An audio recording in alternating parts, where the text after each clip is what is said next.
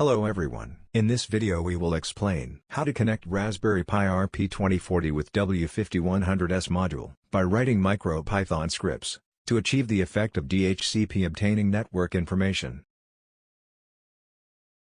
First, let's take a look at the table of contents of this chapter. It mainly divided into Mircopython introduction and introduction of WIZnet Ethernet chip with test demo.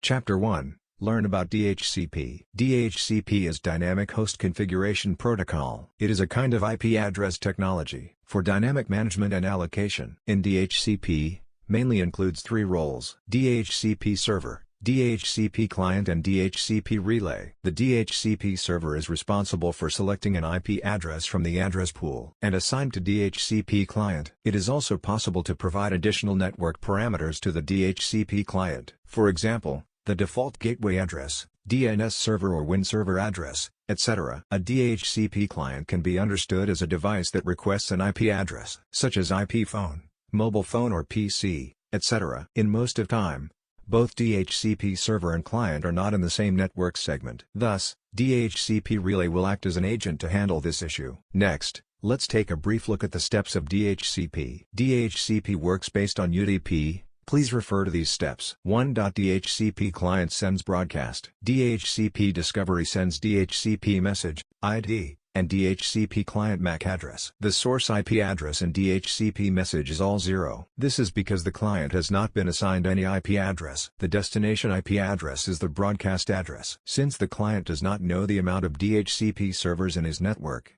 it used UDP broadcast to find a server. 2.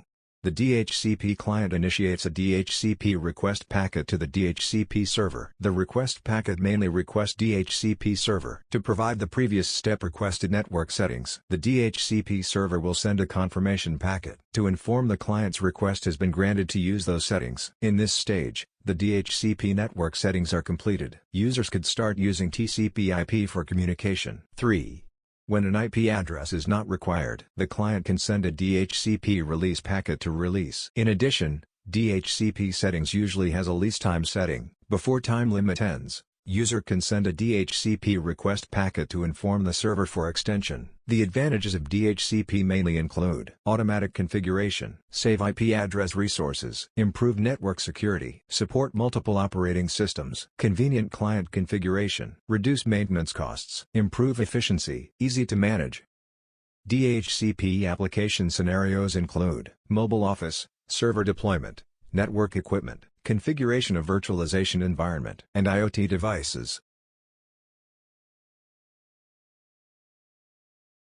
Chapter 2. WIZnet Ethernet chips. W5100S, W5500 and W6100 are the three mainstream Ethernet chips. From the table we found that 1. W5100S and W6100 support 8-bit data bus interface. Network transmission speed is better than W5500. 2. W6100 supports IP6 and it is hardware compatible with W5100S. If users who already use W5100S need to support IP6, they can easily upgrade to W6100. 3. W5500 has more sockets than W5100S, with larger send and receive buffers. Advantages of WIZnet Ethernet chip. WIZnet's Ethernet chip uses hardware protocol stack. Not only can it improve the efficiency of data transmission, it also reduces the workload of the MCU to allow low-end MCUs to be connected to Ethernet. Chapter 3. Simple demonstrations. Let's take a brief look at the flowchart first. First, initialize the SPI-related pins. Then set the network settings to dynamic IP acquisition mode. After that, determine whether the IP has successfully obtained. If obtained, print the obtained IP information. If dynamic IP cannot be obtained, use static IP. Then let's take a look at the preparations needed for this test. In terms of software, we need Tiny Code Editor. For hardware, we need W5100S I/O module and Raspberry Pi Pico development board. Or we can directly use WIZnet's W5100S EVB Pico development board. In addition, we need to connect micro USB interface data cable and network cable to the RJ45 of the board.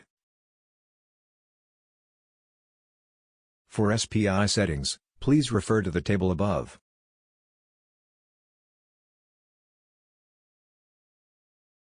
Next, Take a look at the code part. We directly open the DHCP.py file. You could see the W5500 function. It initialized SPI and registering all related SPI and reset pins. The next step is configuring network address using DHCP. If DHCP fails, show static network address. When configuration is not successful, the network address register information will be printed out. This will be better for us to troubleshoot the problems.